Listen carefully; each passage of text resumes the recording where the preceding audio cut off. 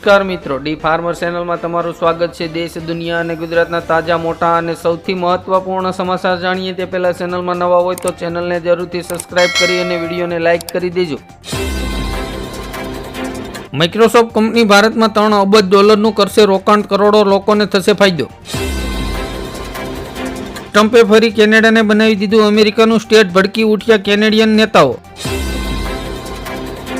મોંઘવારીના માર વચ્ચે સિંગતેલના ભાવમાં ₹20નો ઘટાડો, કપાસિયા તેલમાં સામાન્ય વધારો। નીતિન ગડકરીની મોટી જાહેરાત, રોડ અકસ્માતમાં ઘાયલ વ્યક્તિને ₹1.5 લાખ સુધીની મળશે મફત સારવાર। મધ્યમ વર્ગના લોકોને ઘરનું સપનું સાકાર થશે, મોદી સરકાર હોમ લોન પર 4% વ્યાજ સબસિડી આપશે। ભાજપ મંદિર સેલના 100થી વધુ લોકો આમ આદમી પાર્ટીમાં જોડાયા। મમતા અને અખિલેશ બાદ તેજસ્વી યાદવે કોંગ્રેસને આપ્યો મોટો ઝટકો। દિલ્હી વિધાનસભા ચૂંટણીમાં કોંગ્રેસે આપી બીજી ગેરંટી, 25 લાખના હેલ્થ ઇન્સ્યોરન્સનું આપ્યું વસન। સંજય રાવતનો મોટો દાવો, કહ્યું અજીત પવાર સાંસદોને તોડવાનો પ્રયાસ કરી રહ્યા છે। ખેડૂતોને નેનો ફર્ટિલાઇઝર ખાતરની ખરીદી પર સરકાર કરશે સહાય। પોખરણના 26 વર્ષ બાદ અમેરિકા ભારત પરથી પરમાણુ પ્રતિબંધ હટાવશે, જેનો ફાયદો કંપનીઓને થશે। સીએમ આતિશીએ કેન્દ્ર પર સાધ્યું નિશાન, કહ્યું મને ફરીથી મુખ્યમંત્રી આવાસની બહાર ફેંકી દેવામાં આવી।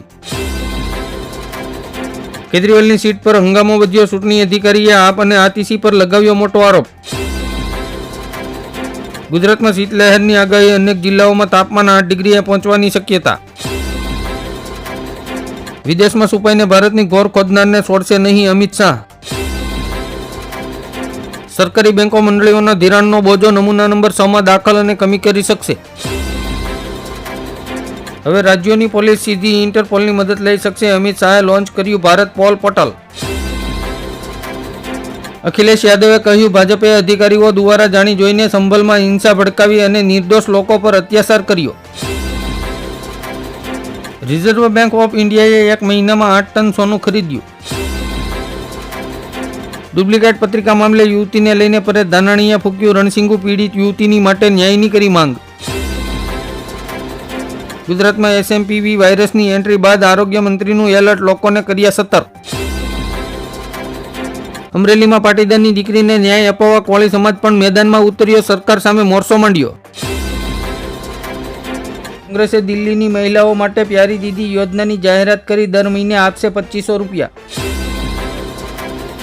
સુપ્રીમ કોર્ટનો મોટો ચુકાદો, જો બાળકો માતા પિતાની સેવા નહીં કરે તો મિલકત પરત લઈ શકશે। અખિલેશ યાદવે સીએમ યોગીની ઈમાનદારી પર ઉઠાવ્યો સવાલ, કહ્યું 2027 સુધીનું લક્ષ્ય। સીએમ ભૂપેન્દ્ર પટેલે ગુજરાતના બિલ્ડરોને આપી સલાહ, પ્રોપર્ટીનું વેચાણ કેવી રીતે થશે તે અંગે જણાવ્યું। ઓયોમાં અપ્રણિત યુગલો પર પ્રતિબંધ, માત્ર પ્રણિત યુગલોને જ મળશે એન્ટ્રી। રામદેવ મસાલા હવે રામદેવ નામથી પ્રોડક્ટ નહીં વેચી શકે, કોર્ટે કર્યો આદેશ।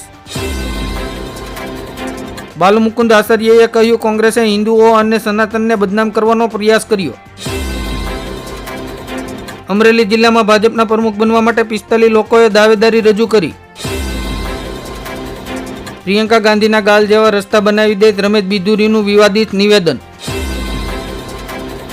પુલવામા જેવા આત્મઘાતી હુમલાથી હસમસી ઉઠ્યું પાકિસ્તાન, 8 સૈનિકોના મોત।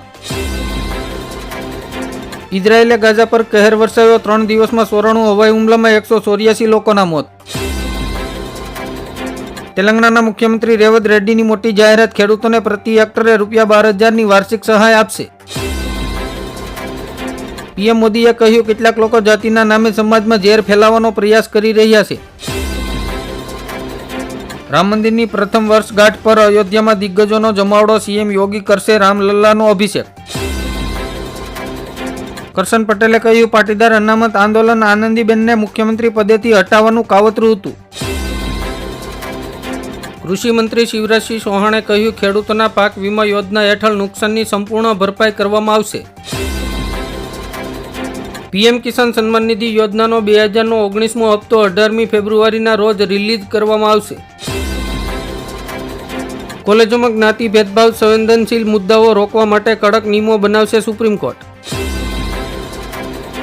દિલ્હીમાં ગજવાએ હિંદની શરૂઆત, મુસ્લિમોની વસ્તીમાં રોકેટ ગતિએ વધારો, રચાઈ રહ્યું છે મોટું ષડયંત્ર.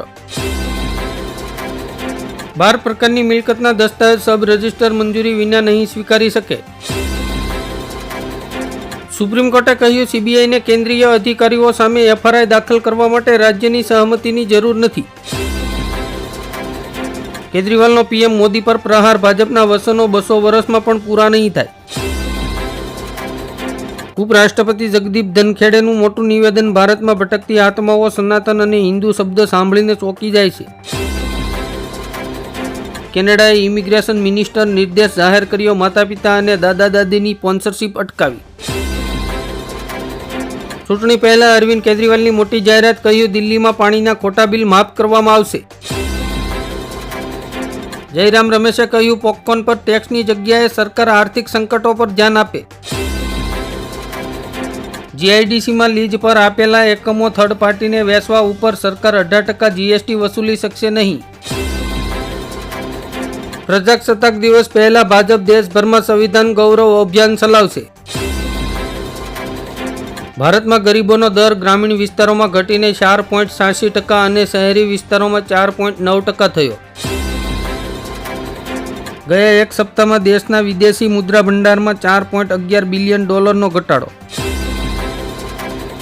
પ્રિયંકા ગાંધીએ કહ્યું, સરકારની નીતિઓએ કરોડો લોકોની આર્થિક સ્થિતિ નબળી કરી છે. 18 વર્ષથી ઓછી ઉંમરના બાળકોને સોશિયલ મીડિયા પર એકાઉન્ટ બનાવવા માટે માતા પિતાની સહમતિ લેવી પડશે.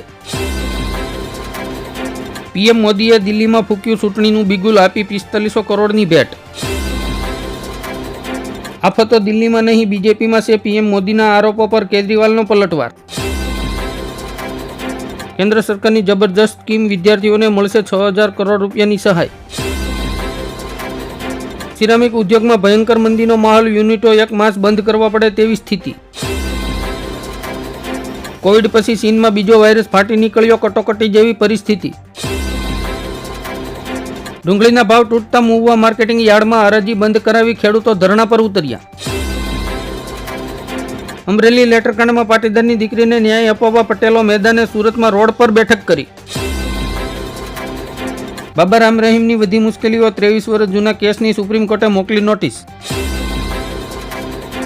વિદેશ પ્રવાસ કરનારાઓ માટે ભારત સરકારનો મોટો નિર્ણય, હવે 19 પ્રકારનો વ્યક્તિગત ડેટા એકત્રિત કરવામાં આવશે.